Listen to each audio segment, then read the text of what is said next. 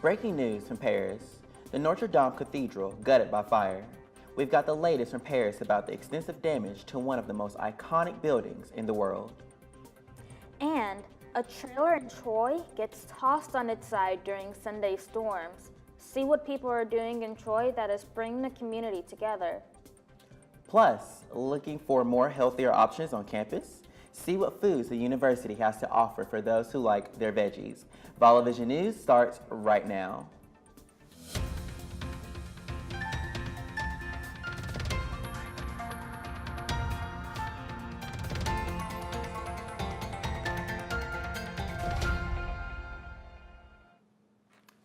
Hello and welcome to Vallo Vision News. I'm Khalil Kyles. And I'm Andy Smith.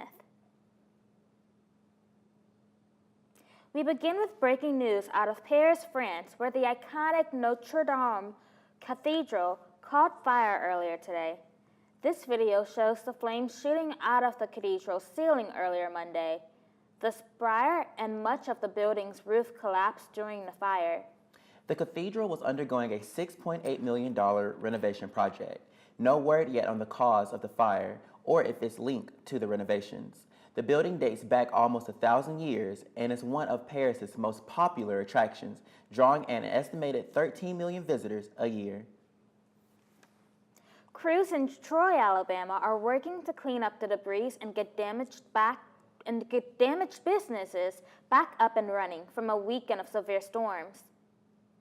Officials say at least 8 businesses have sustained significant damage, but that there are even more with minor damage. Got a lot of trees down, a lot of debris, so it'll be several days. But we've got a lot of people that are working and helping, and just ask people that don't need to be on the road to stay off the road, because we still have power outages, still have power lines down, still have, for the most part, some roads blocked. So just ask everybody to be careful. Some residents decided to stay home to ride out the storm, but found themselves in a scary situation. One man was getting inside his Jeep when the twister knocked over the mobile home right into a second home. A neighbor describes what she saw from her window. Flying over and land on their house. The power poles were sparking out the top, and then there was like a funnel that you could see the debris just going in it, and then it was over. More severe weather is expected in Alabama this Thursday. Be sure to monitor local meteorologists for the latest. Last Thursday, state legislators and school officials gathered in Montgomery at their RSA Activity Center, where new art programs were presented by arts administrators and advocates. The Alabama Artistic Consortium is the result of a partnership between the Alabama State Council on the Arts and the Alabama State Department. Growing in West Alabama, Greater Birmingham, and Huntsville are arts programs that allow students to explore their creativity. Shannon McClue, director of the West Alabama Arts Education Collaborative, says she not only wants to help students explore their creativity, but also to help teachers with a lack in an art background to feel more comfortable in the classroom and teaching it. Those are classroom teachers standing in front of artwork and teaching about artwork.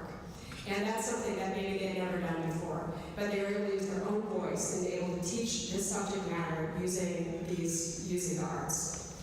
And one of the things that, like I said, they're using their own voice. Even if these teachers are more comfortable with the academic side of things, they're teaching it in an artistic space to their students, which encourages creativity and encourages new modes of thinking. So not just for the students, but also for the teachers. This meeting was held in hopes of raising more funds to bring art programs to other school systems outside of West Alabama, Greater Birmingham, and Huntsville. Fall 2019 registration continues this week. Starting tomorrow, April 16th, registration opens for sophomores at 7 a.m. Following on Thursday, April 18th, freshmen can register also at 7 a.m. Contact your advisor if you have questions regarding your registration. Have you ever wanted to draw your own comic but didn't know how to draw? Well, now you have the opportunity. Carmichael Library will host a workshop, Comic Book Drawers, that will focus on composing comics for the absolute beginner. The event is free and open to the public for all ages and will welcome all abilities. The event will be held on April 19th from 11 a.m. to 12:30 p.m. in Carmichael Library. Free food will also be provided. The Comic Workshop is part of this year's Forte Festival of Creativity. The 3-day event kicks off this Thursday. The theme for this year's festival is Open Table. Events are scheduled for multiple locations across campus. We placed a link to the full schedule on the Vallo Vision News Facebook page. No matter what you like to eat, university dining services are always developing new options, especially for our growing vegetarian population. I got to talk with university dining officials about some changes that are taking place in campus dining and get some students' opinions. Take a look. As society becomes more interested in creating a diet that is more environmentally friendly, more people than ever are starting to eat less meat. According to University Director of Dining Services, Jason Krols, Vallo is no exception. In the first year, we had 1 or 2 students that would ask for vegetarian. Now, probably 25%. We've got a variety of vegetarian options in the residential dining hall. Every station has got something. The Rooted Station, which is next to the salad bar, is a vegetarian destination station. Everything that they serve is vegetarian, and that's open lunch and dinner. If you don't know what else to get anywhere else, you can always go to the Rooted Station and know that you're getting a vegetarian meal. Rooted chef Joy Smith encourages students who aren't vegetarian to step out of their comfort zone. I think if they would try it, they would like it, because since I've been working this station, a lot of it that I've tried and I would never eat before, but after I eat it, I really like it. Like, I like kale now, I like chickpeas, and all kinds of stuff. And the dining options don't stop at the cafe. Housed here at Farmer Hall are Einstein's Bagels and Moe's Mexican Grill. Here, students can easily customize a great vegetarian meal. However, that could be changing soon. The university decided to keep Moe's for 1 more year while they look at ways to possibly get a Chick-fil-A. Some students have other ideas of what might be a good replacement in Farmer Hall. Chinese place or some kind of Asian food would be good. There's a lot of opportunities for tofu and really good veggie options, but also chicken and other meats for everyone else. So in addition to those options, vegan food trucks are also scheduled to appear every Monday and Wednesday of the rest of the semester, just in case you're in the mood for something different.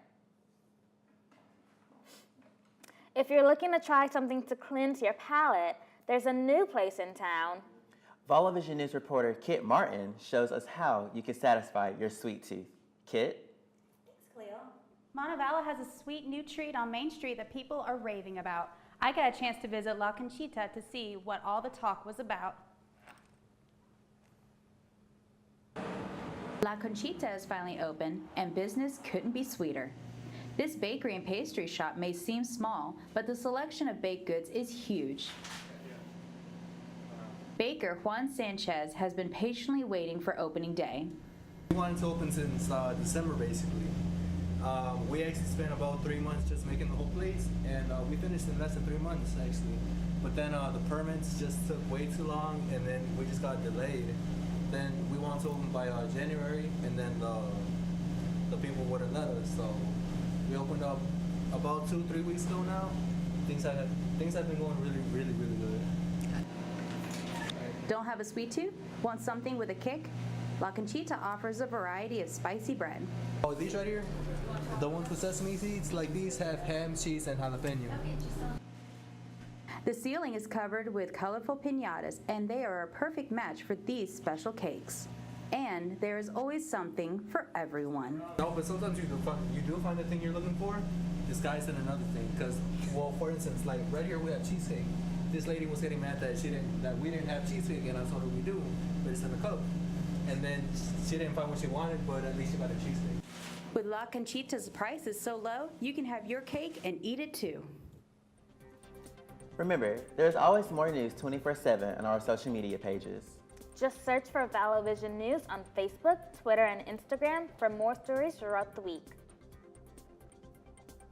Still ahead on Vallo Vision News, historic Black college changes their admission policies. See what they're doing to be more inclusive. Plus, he's known as Mayor Pete, and he's running for president. Watch how his candidacy is making history in the U.S. And get ready to binge watch your favorite Disney movies on Disney's new streaming service. Find out when you can start watching Disney Plus. We'll be right back.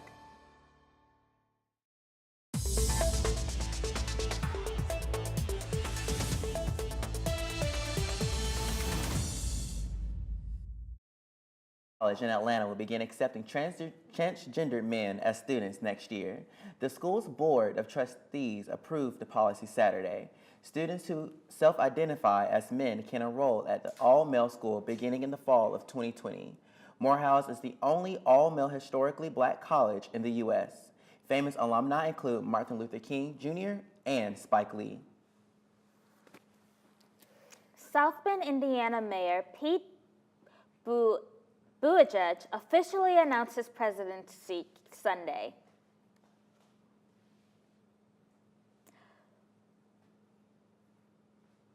Buttigieg is a fast-rising Democrat who has gone from receiving less than 1% of support to solidly standing amongst candidates like Senators Kamala Harris, Elizabeth Warren, and Cory Booker. Buttigieg's campaign announcement focused on two topics: the need for generational change in the country and the idea that he is an entirely different political figure at a time when the American people are looking for something different in their politics. Buttigieg is the first openly gay presidential candidate in the U.S. history. Speaking of 2020 candidates, President Trump's re-election campaign says it's raised more than $30 million in the first fundraising quarter of 2019. The campaign said nearly 99% of the donations were $200 or less. The average donation was just over $34. A campaign spokesman said the re-election effort now has $40.8 million on hand. For comparison, President Barack Obama's election effort had nearly 20 times less at this point in 2011. Trump officially filed his re-election campaign paperwork on his inauguration day. The Mueller report is expected to be made public Thursday. The Justice Department says Attorney General Bill Barr is to release special counsel Robert Mueller's reacted report to Congress and the public Thursday morning. Nearly 400-page report centers on the investigation into possible collusion between President Trump's electronic campaign and Russia. Last month, Barr released a summary of Mueller's principal conclusions, which stated the investigation did not establish a criminal conspiracy. But Democrats say they don't trust Barr to accurately describe the report's findings. Many are pushing to see an unredacted copy of the report.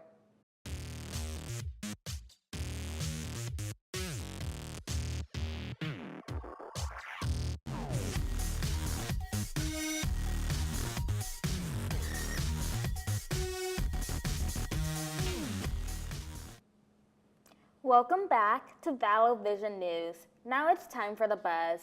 Stephanie Michaels joins us now for a look at the stories that we're buzzing about. Stephanie? Hey guys, how's it going? Good, how are you? Good. We've got a lot to buzz about today.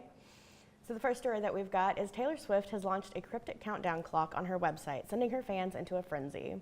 Swift is doing something on April 26th, and if the past is any indication, there's new music on the horizon. Adding to the mystery, Swift changed her Twitter profile picture to the same pearly background on her website. Swift also posted a picture of a pink heart made of sparkling gems. This isn't the first time Swift has sent her fans into a frenzy. The singer wiped her social media accounts for 3 days in 2017 before coming back online with a 10-second video clip of a snake. 2 days later, Swift announced her new album, Reputation. Full House actress Lori Loughlin has pleaded not guilty in the college admissions scam. Loughlin and her husband, fashion designer Massimo Giannulli, are accused of paying $500,000 to a fake charity. That alleged scam helped get their 2 daughters accepted into the University of Southern California, falsely listed as crew recruits. Actress Felicity Huffman was one of the 13 parents and college coaches who pleaded guilty in the college admission scam. But Laughlin was one of 16 others who pleaded not guilty, and the next day, all 16 were charged with an additional count of conspiracy to commit money laundering. I'm going to claim ignorance. I do not know anything about I have been following this since like the first day, and it's the wildest story. Basically, all of these really rich parents just paid a bunch of money to get their college students into whatever college they wanted. What? And the people are just now finding out about it, and Felicity Huffman was like, you know what, I'm totally guilty, I'm sorry. And then Lori Laughlin's like, yeah, I'll do it again. And so, like, she doesn't care. Now they're like, well, we're gonna hit you with another charge here. So you think she's signing autographs at her court hearing, if that gives you any indication how she feels about it. Wow. It's amazing to me that Girl. she does not understand how serious this is. Go look at Aunt Becky. What? So definitely read up on that, it's so entertaining. Okay.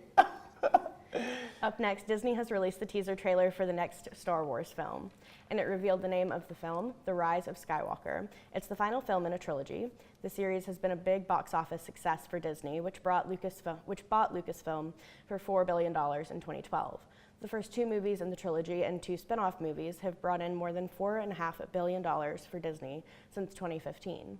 The Rise of Skywalker comes out December 20th. Coca-Cola is partnering with Disney Parks and Resorts to bring custom bottles of Coke, Diet Coke, Sprite, and Dasani to Disney's highly anticipated Star Wars land, Galaxy's Edge. The bottles will be designed to fit in with the intergalactic decor of Galaxy's Edge. The labels will also be written in Arabesh, the fictional language used in the film franchise. The bottles will only be available at the Galaxy's Edge land and are expected to become popular collector's items. Disney's upcoming streaming service will launch later this year and is supposed to be half the cost of Netflix. Disney Plus will cost $6.99 a month. It will launch in the United States on November 12th before being rolled out globally, and Disney expects it to be a hit. The company is predicting between 60 and 90 million global subscribers by 2025. By then, Disney says it plans to invest more than $2 billion on original programming for the stream. So Disney's got a lot going on right now between the park and the Star Wars and the app. I was cringing watching those bottles of Coca-Cola because I really feel like they're going to be on sale in the parks for like $10, and I'm panicking. Yeah, they're probably going to be super expensive, but they look cool. I'm really excited for this Disney streaming service because it'll give me, not only me, but I feel as though it'll give everybody else opportunity who is like me, who have not seen almost all other Disney movies. Yeah. I've only seen Aladdin all the way through. I haven't even seen Lion King all the way through. I haven't seen Cinderella all the way through. So this would give me... This will be perfect for binging and getting caught up on everything. I'm worried about what's going to happen to you once you get that service and you have all the Disney oil movies for like a week. No one's going to hear from you. Well, finally this week, in Singapore, you can have a mini vacation without ever leaving the airport. This is Shanghai Airport's new multi-story Jewel building, featuring what the airport says is the world's tallest indoor waterfall at about 131 feet. At night, the sheet of water turns into a screen where a light show is displayed, and it's open to visitors 24/7. The light show and sound show is situated right at the center of the Jewel. Other attractions include a forest valley with more than 900 trees and palms and about 60,000 shrubs. There are also walking trails, a mirror maze, and more than 280 stores and restaurants. The New York Times said that the facility took 4 years to build and cost $1.25 billion. Now, $1.25 billion is a number that kind of makes me choke a little bit. But it's definitely, I mean, that looks like a really cool thing to go to. Talk about something to look at on your layover. Yeah. That waterfall looks amazing. It's beautiful. Isn't it just recycled? Yeah, they said it was like recycled rainwater or something. So, I mean, it's also environmentally friendly, so that's nice. Go World. Yeah, definitely take a look at that. Go Singapore, not Go World. Go Singapore. Go Singapore. Singapore's doing it. Good job. Well, that's all the time we have for today's show. Remember, there's more campus and community news on our website. Just head over to vallovisionnews.wordpress.com to see stories from mass communication student reporters throughout the week. Thanks for watching, and be sure to tune in next week for our final newscast of the semester.